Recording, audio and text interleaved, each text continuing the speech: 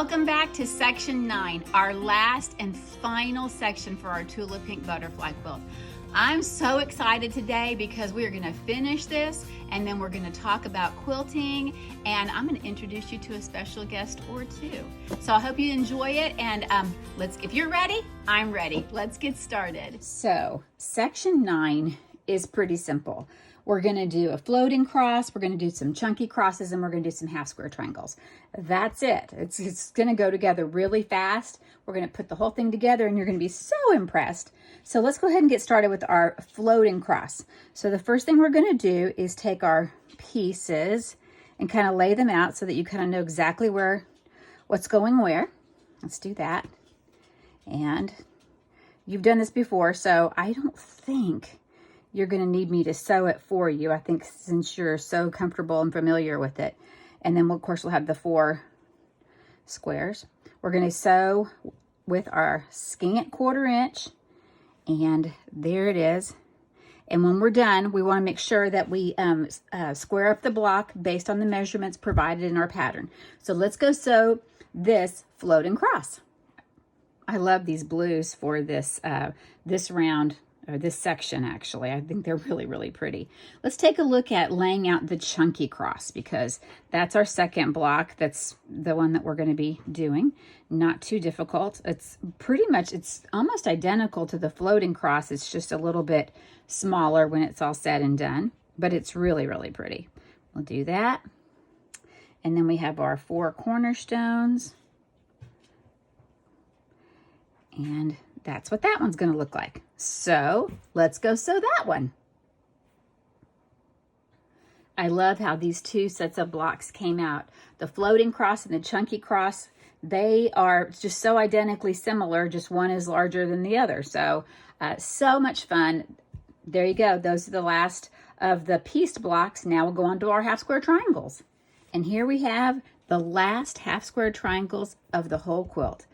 Pretty awesome. You know how to do these. Use your supplemental guide. It will help you determine which fabrics you need. It's going to be gorgeous. Okay, so now it's time to start laying out section 9. And I'm going to always go default to the right side, because then I can do the image, the left hand, after I get this one all laid out and sewn together, just like we've always done. So this is going to be my section 9. This is going to be the piece that's at the top left-hand side of that block. Okay, so then I'm going to bring in a piece of my solid. I think this goes right here underneath it, which kind of makes sense, and the direction looks good. Okay, and then it looks like I've got some half square triangles here, so let's take a look. Let's lay those out. 1, yep, the hex, 2 hexes, and then that looks like that, and there. Okay, that looks good. And then I'm going to put this one underneath, put that block, and then a solid. That makes sense. And then I'm going to slide in, oh, the dot goes right there. That makes sense. And the floral right below that. And then, then I have another, not the right direction. It's kind of hard to see down here. Let me see if I can scooch this up a little bit. I almost did this the wrong direction. You know, there's nothing wrong in taking out a couple seams here and there and yon, but if you don't have to, don't do it. Okay, and then this piece is going to go here. And then I have, no, this is all good. This is all good. Oh, this piece I have right here, this is not going to go on here. It's going to go down here at the very, very, very bottom of the block, all the way down underneath the last of these half square triangles. That's where that's going to go. Okay, that makes sense. And then I have one long, let me grab it real quick, long piece of my background fabric, and it's going to get put on at the very, very end. That's where that's going to go. Okay, so let me pull that back out, and let's start looking and thinking about how we're going to piece this together. I'm going to slide this bottom piece out of the way for just a second, because I don't need that right this minute. So what I'm going to do is, I think I'll just start at the bottom and work my way up, since I'm really close at the bottom of my camera. I'm going to go ahead and flip this piece, which then means I know I'm going to sew this together. Yeah. Okay, that's going to go there. I'll flip this piece, because I know that's going to go together. Yep. I won't do anything with these yet. Okay, I know this piece can get attached to that, so I'll go ahead and flip that up. And I bet you at this point you're probably like, we kind of know what we're doing. Yeah, but you know what? We've walked this path together. We've done this journey together. There's no use in stopping now, right? Okay, I'm going to take this one. Am I going to do that? Let's see, because if I want to double check, because you know, the last time I made a mistake and I was like, oh, let's see. No, let's go back and let's do these two together. Piece those two together, because in that way I can attach it to that and it becomes the whole long strip right there. And then I'm going to attach these two like that, and I'll sew this side together, and then I'll have to come back and add that third one in just a little bit. But let me go sew those and make sure I have all my seams pressed open, and I'll come back and we'll see where we are from there. Now that I've got those sections pieced and pressed open, the seams pressed open, now I'm ready to start and see what else can I do. So what I think I'm going to do next is I'm going to go ahead and add this half square triangle and make this a 3 half square triangle unit. That will be super easy. And then I think I will go ahead and add this to the chunky cross, this half square triangle unit. There's no seams to match. And then once I'm done, I can add it to the piece of whimsy. So I'm good there. Okay. And I don't think, let's see. Yep, I'm going to do that. Now I think I'll go ahead and add these two together, because then when this row's done, I'll add it to the floating cross. So let me add that there. I think I'm in a good place. Okay. Whoops, it's all coming together. Let's go do this piece. These pieces, actually. Let's go do these pieces. Alrighty, I'm ready to sew this half square triangle unit onto my floating cross. And what I'm going to do is when I sew it, I'm going to sew with these this unit up, with the half square triangles up, so that I can make sure that I sink my needle right there at the point at the half square triangle. So I'm going to go ahead and just clip that, since I know I'm going to sew that. And I can go ahead and sew this as well. I'm good there.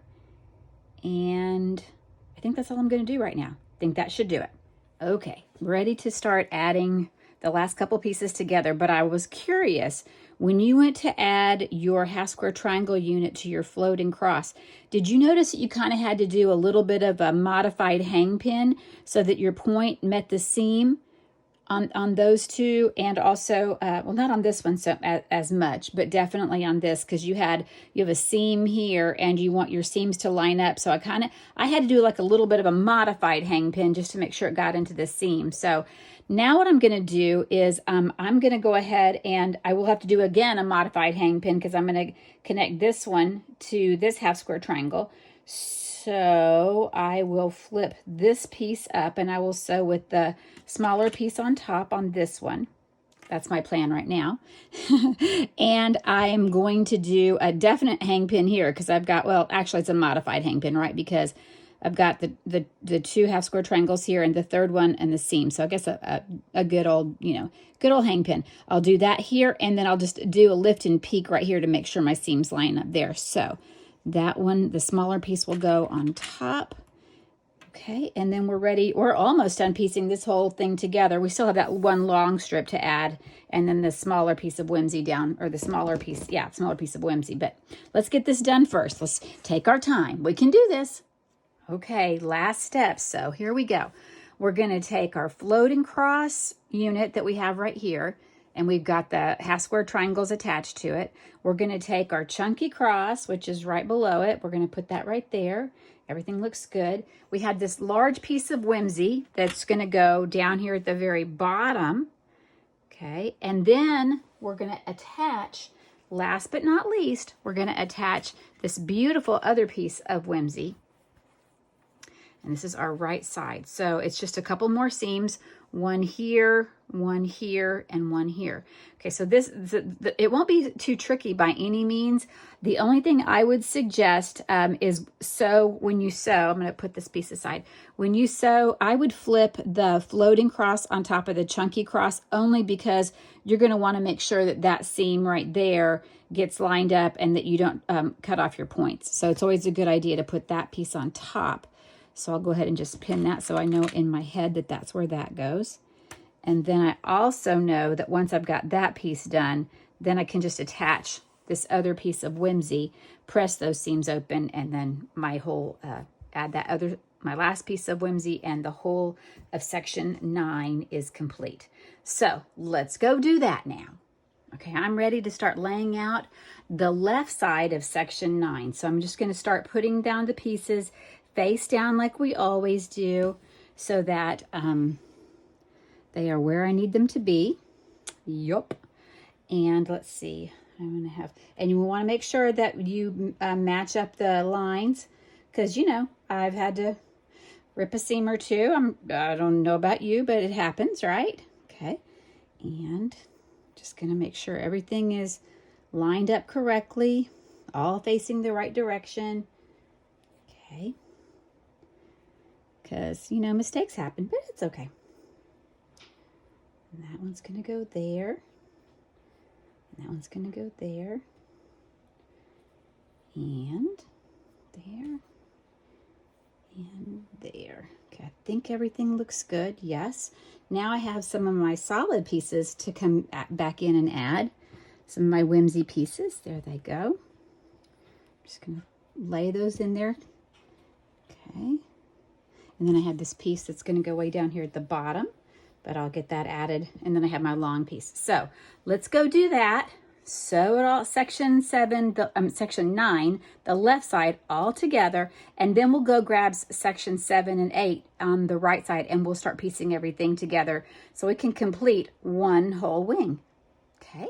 And here we are. Section 9, the right side and the left side, completely finished. Oh my gosh. That was not too difficult. That was good.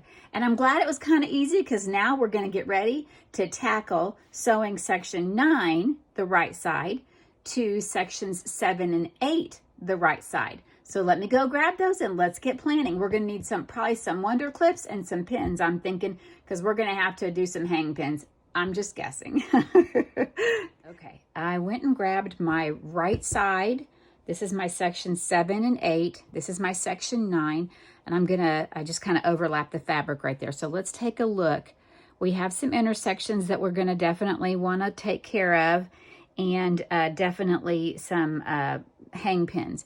So I think what I'm going to do is I'm going to flip my section 9 over on top of section 7 and 8, because that way I won't lose that point, or that point. So I feel like that's the thing to do. And I'm just going to take my time, because quite a few intersections here. 1, 2, 3, hang pin there, 4, hang pin there. Actually, not really hang pin, just because there's not a seam. 5. So not too bad, actually, on this side. So I'm going to flip it, and then I'll go ahead and when I have, down here at the very bottom too, I've got another point I don't want to miss. So I just have to, this is the only point on this side. So I just want to be really careful, because it's more towards the bottom of the section 9 when you add it. So it's right there. So I just want to be really careful when I put those two together. But otherwise, that's pretty fabulous. So I'm just going to go ahead and flip my section 9 on top. And I will take my time, and I will clip and pin and do everything I can so that my seams will line up beautifully. And I'll do the same thing on the left side. And once I've done that, we'll come back and we'll sew sections 7 through 9 to sections 1 through 6. Oh my gosh, we're getting so close, friends. Oh my gosh. Okay, let's keep working it. Okay, I've got my right side of my butterfly quilt. I've got the right wing, and this is sections 7, 8, and 9. And now I need to go to my design wall and grab sections 1 through 6, because I'm going to pull those down and then I'm going to look at how that whole piece is going to go together. So I know that when I've got it right, like this piece, I only have way over here in the corner, I only have one half square triangle. I want to be sure that I don't lose that point. The rest of it, I mean, I don't know. I'll have to look when I add the other section. So I don't know about you, but I'm kind of looking at it. I'm like, oh, is it time to get a cup of coffee? Because I'm going to have to do some thinking as I get ready. Because basically we're going to sew the right side together. We'll sew the left side together. And then we'll sew the center stripe to both wings. So then once that's done, we just do the top, we do the bottom, and it's poof. It's done.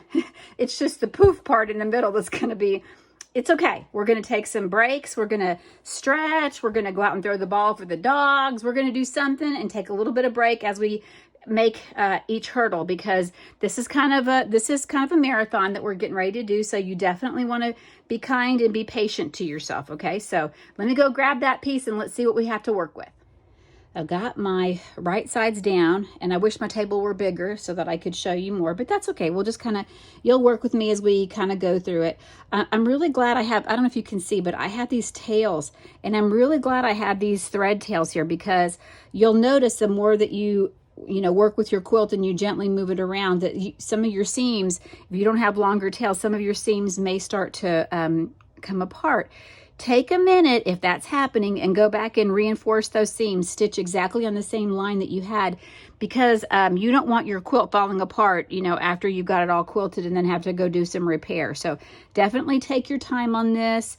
So I can see, like right there, I'm going to have a half square triangle all the way over here, and I have one right here. And then I've got some but I don't really have any intersections to match until I get to here. And then let me move this down a little bit by little bit. Ah, it's fine. We can do this.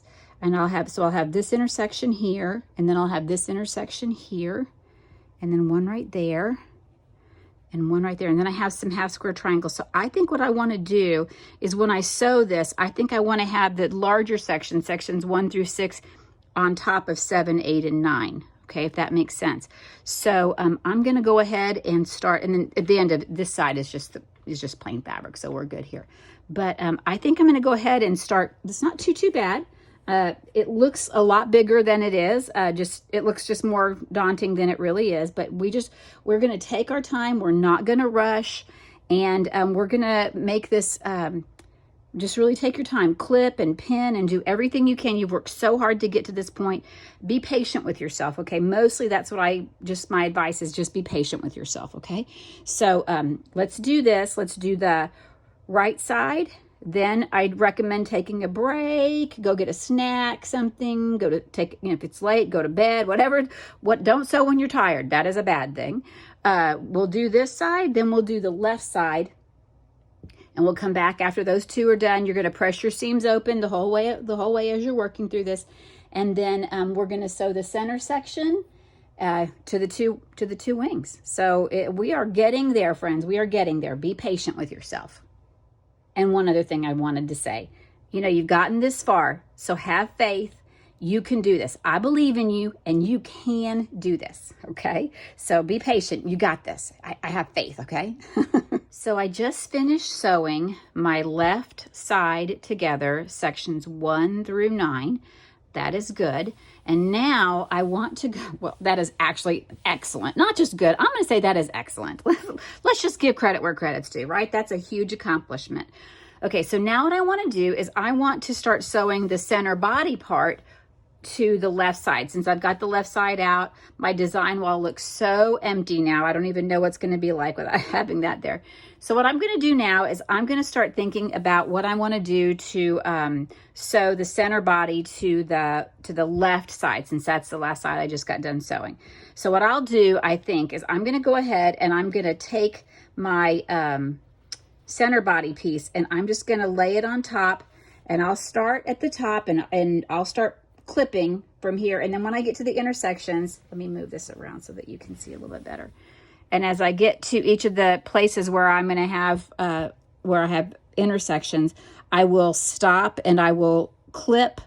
And I actually clip here, here, here, here, here. I mean, it's a lot of clipping, but I do feel like it's worth it in the end because it gives me the best accuracy. Is it perfect? No, it is not perfect. But am I doing the best I can? Absolutely. So I'm gonna do that, and I'm gonna work my way. I'm gonna clip all the way down the center body, and then I'm gonna probably take a break, feed the dogs, do something, and then I'll come back and sew the whole thing, and then press the seams open. And you know, you've got a lot of points here, so you want to take your time and make sure you're sinking your needle all in those triangles. You've worked so hard for them. Be sure you don't clip off those points. Okay, so big accomplishment. Left wing is done, right wing is done, center body. We're going to add the center body to the left and the right, and then we are going to be ready to finish this. I think it's like we're doing really good. Let's give ourselves a pat on the back. Woohoo! Okay, keep trying, keep going, don't give up, okay? You got this. Now that we have got that beautiful top of the quilt almost completely pieced, it's time for us to piece the border that's going to go at the top and at the bottom of the quilt. So look at page 22 in your instruction book, and you're going to want to follow those directions. They really make sure that we get the right dimensions for the border at the top and the bottom. If everything went together like it should, which is just kind of an awesome puzzle, it should fit together. You're going to want to do exactly what the directions say on page 22. So the first thing it asks us to do is to go and cut off the borders. So I'm going to make sure I cut off the border here, and I also want to make sure I cut off the border here because you can see like little dimples in the fabric. And I'm going to sew all of this together end to end until I come up with a strip that is over almost 200 inches long. So let's see, we won't need all 200 inches, but we're going to do that. So take some time. You're going to trim and piece and press your seams open, and then go and trim the borders down based on the directions on page 22. Okay, so once you're done with that, we'll meet back here. I've got my top border now. It's all pieced and the seams are pressed open, and I went ahead and I cut it to the length that's specified in the directions on page 22. So now my second to the last step is what I do is I fold the piece in half, just kind of like they say in the directions. Fold the piece in half, and I mark it with a pin where the halfway point is. So I've taken a pin and I've just kind of placed it right there at the edge, just so that I can, know where the halfway point is. And I'm going to redo it. There you go. There's the halfway point. Okay, now the next thing I'm going to do, so the pin just kind of marks, my pin right there is just kind of marking where the, let me get some light, sorry. There it is, the pin. So the pin is just there to mark where the halfway point is, correct? Okay, now I'm going to do the exact same thing with my quilt, and I'm going to find, on the bottom border, I'll go ahead and find the halfway point. And what I like to do is I pin the halfway point to the quilt, and then I pin the far left edge to the quilt, and then I just start working my way in and making sure that it's nice and flat along the way, and I don't have any puckers or gathers or extra fabric. Nice and flat, lots of clips, everything's good. Then I do the right side. Now the interesting thing is, on this quilt there are 2 half square triangles at the very, very bottom. And so when we go to sew this, we're going to sew with the quilt on top, the butterfly wing on top, and this border on the bottom, so that we can make sure we don't miss those points. So once you've got that done, you're going to press your seam open and do the exact same thing on the top side, or the top of the quilt, the bottom of the quilt, whichever one you didn't do, top or bottom. Then you will have pieced the whole thing together. Pretty awesome, right? I know, I'm so excited. Okay, here it is. We are finally finished after 9 short months and our sew along, putting our entire quilt together. Y'all, I am so proud of us. It is a beautiful, beautiful quilt. I know that it's taken some time, and maybe you've learned some new skills. I know I did. And I think it has been a lot of fun. I hope you've enjoyed it. But wait, I have one more surprise. Are you ready?